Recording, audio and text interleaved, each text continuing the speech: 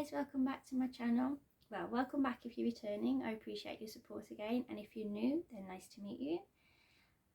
This is going to be a different video for my channel, but something that I would like to do more of. So since I became a mom, I've been obsessed with Emily Norris. If you don't already watch her, then I will link her down below. She does lots of videos about speed cleaning and kind of like habits to have, an easier morning, or like batch cooking, or to have, an easier day, or get out the door, or get it all done, all those kinds of things. Some things I already did anyway because I have OCD and I'm a little bit of a control freak. I get really overwhelmed with things kind of not being in control of. And I struggle with things like I'm clean, but I'm not necessarily tidy, and I'd rather spend an hour playing my door than an hour tidying the house. So her channel of like speed clean and stuff has been really helpful.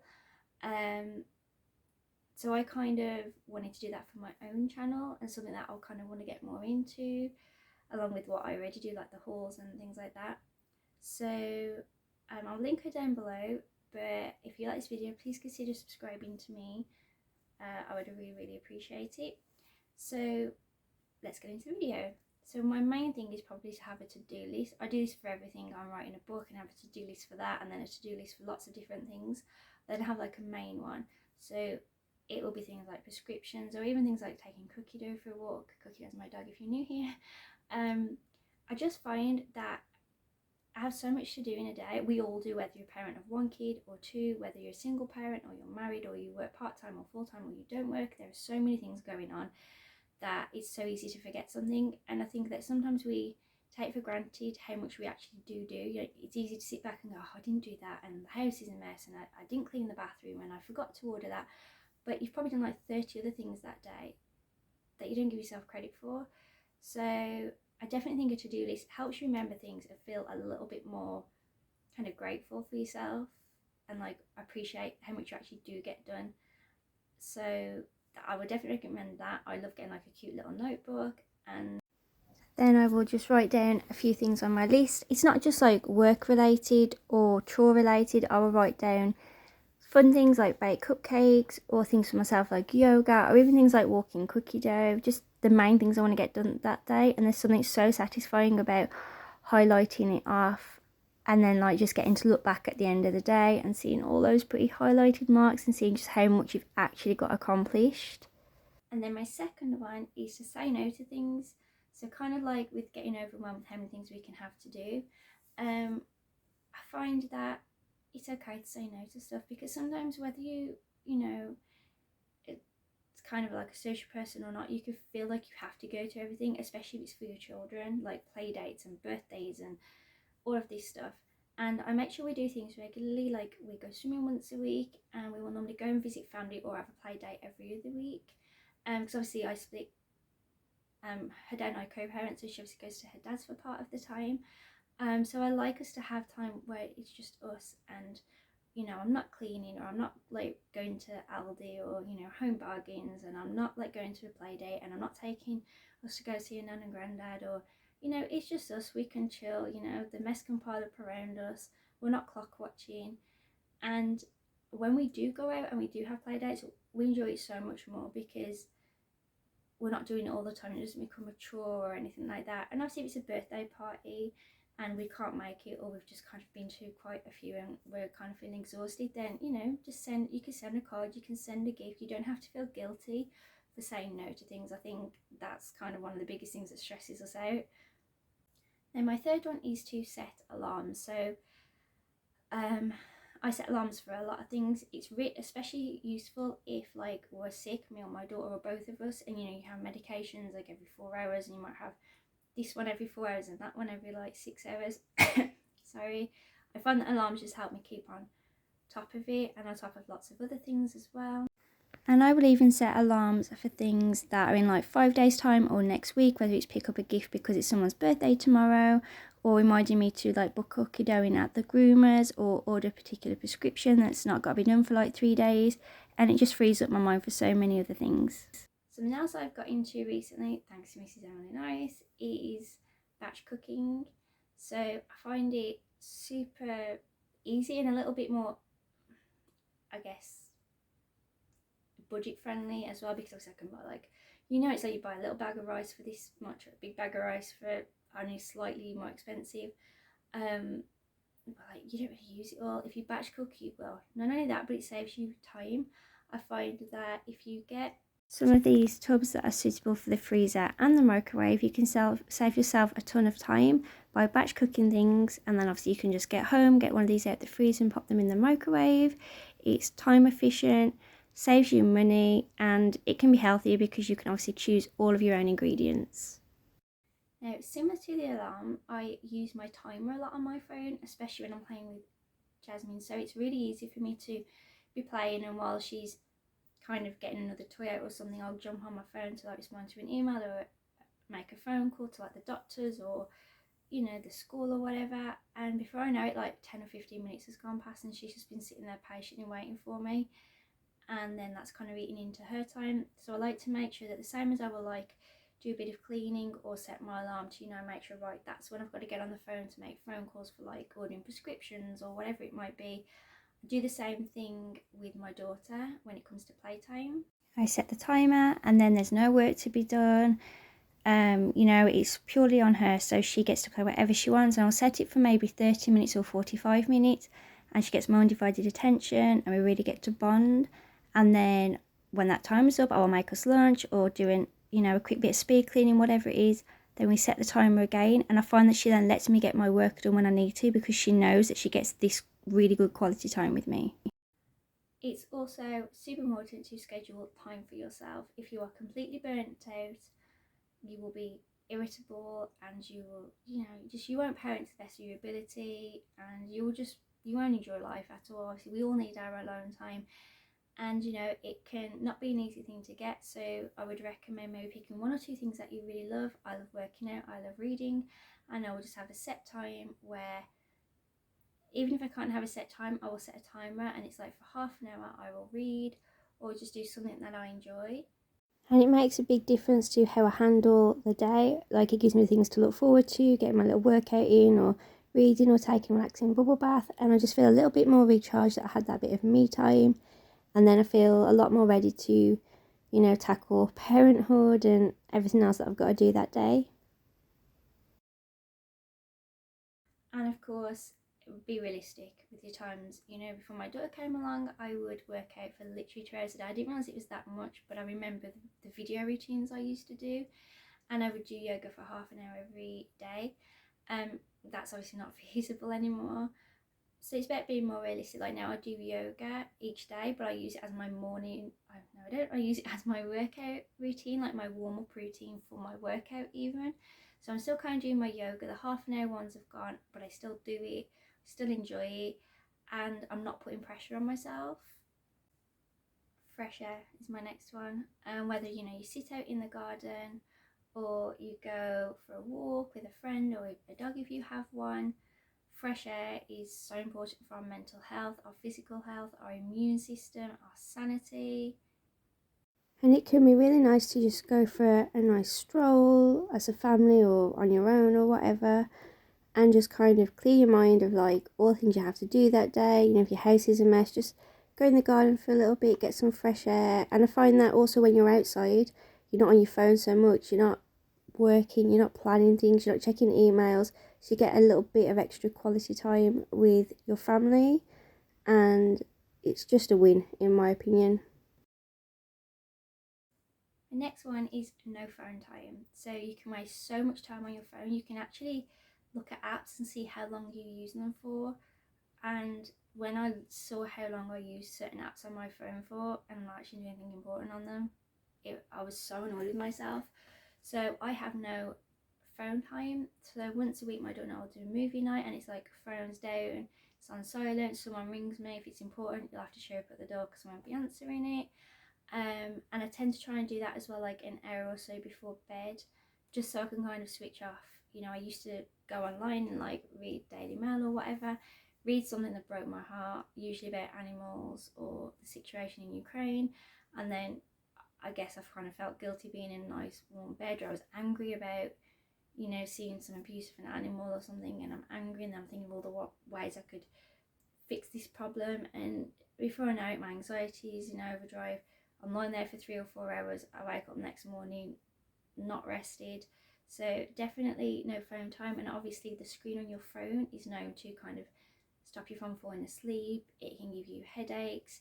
It kind of tricks your body into thinking it's a different time of the day. So definitely have times without your phone, particularly like before bed.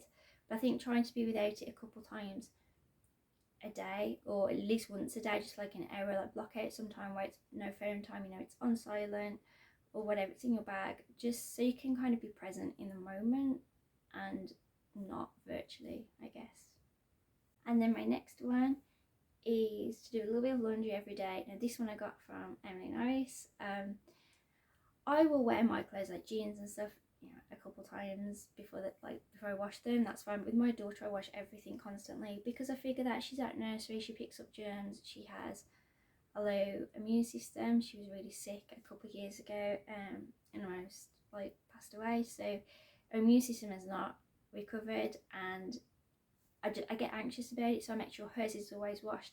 The problem is, she will have nursery clothes, and then I will get her change to play. And if we like go swimming, that's another outfit, and it does add up. You know, like I will reuse this towel. Like I will take kind of 2 showers or 2 baths with the same towel, but her towels get changed every day, and obviously that's like, unless she's with her dad for twice that week, that's like five towels already. So I find doing a little bit every day. My washing machine is a washer and a dryer, which means obviously it can build up quite quickly because I can't have something washing and something drying. I have to spend some amount of time washing it, and then while it's drying I can't get anything else washed. But I find that by doing just little bits each day, whether it's washing it, drying it, folding it. You have to excuse my daughter's little finger there, she filmed this for me. But by doing a little bit each day, it means that I don't have to like spend my weekend, you know, not able to leave the house because I have so much laundry to do. And it also means that Jasmine and I never run out of like clean underwear or socks or towels or school uniform. And same with laundry, I will speed clean a little bit every day. As I said, I'm clean-ish. I'm not a very tidy person. I have dumping grounds. That's kind of my problem. Um, so I will set a timer. I do 15 minutes in the morning where I will normally clean up after breakfast or whatever, and then I will have a nighttime one for 15 minutes where I'll clean up after dinner, or maybe just like run the sweeping brush around and like take some trash out, that kind of thing. But then each day I try and do half an hour in an afternoon.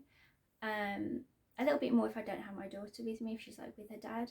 But I will normally do a half an hour in an afternoon where I will aim to declutter something. It can be just to go through her clothes Or a particular toy cupboard. One thing I like to do is set a timer for like 10 or 15 minutes, and then I'll give myself a particular task. So it might be like sorting out the crafts area, or you know, a particular drawer that's just got loads of rubbish in or something like that. And it's going to sound really sad, but it's kind of like a little game, like a little challenge, and I actually find that I get so much done in those like 10 or 15 minutes because it's like I want to just get loads done so I don't procrastinate or anything like that, and it just helps me stay on top of it all. And I think this one is probably going to be my last one. So it's to have set routines. So as I just said with my speed clean, I will do like 15 minutes in the morning and a night. So in the morning time, I always make sure that the beds are made. I either put a load of laundry in the washing machine, or I put it on to dry, or I hang it out if the weather's nice enough, or I will fold and put it away. I'll make sure everything's cleared away after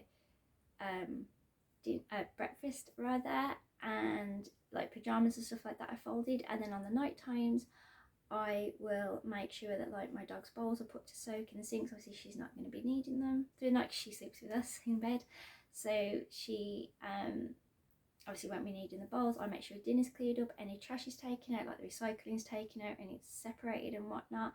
And again, I will put on either a load of washing or a load of drying, or if the dryer's empty, I will fold things up and then, you know, put them away, or put a load of stuff in the ironing basket ready to be ironed. And I find that my house isn't fit for the queen to come, but you know, like the sink's not messy, the bed's made, school uniforms away, or pajamas are folded.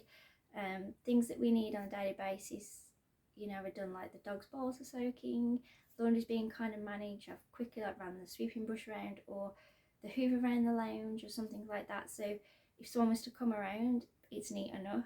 And I just find that it just helps me keep on top of the everyday stuff. I'm not saying like decluttering, but you know, the basic things are done. There's you know, clean utensils to use, there's clean clothes, there's clean towels. Our main area is our living room where we play and pretty much do everything. That's all vacuumed and stuff like that. And I find that if nothing else, there's something about having at least a relatively clean home and a relatively tidy home that already puts you in a good mood. There's nothing worse than like having to try and step over things or look for things. Who's got the time for that? So that is my last tip. So if you have any tips, please leave them below. I'm always after more tips to simplify my life.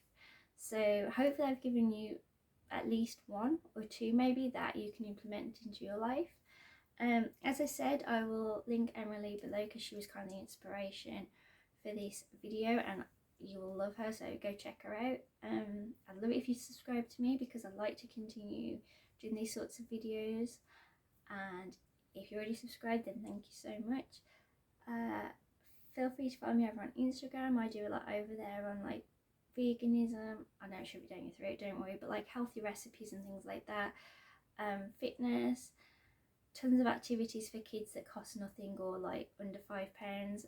If I do affiliate links for everything, it tends to be £20 and under. So for like games or like beauty products or, you know, like a haul, I will try and kind of stick to a budget and go under for like single income families or low budget families.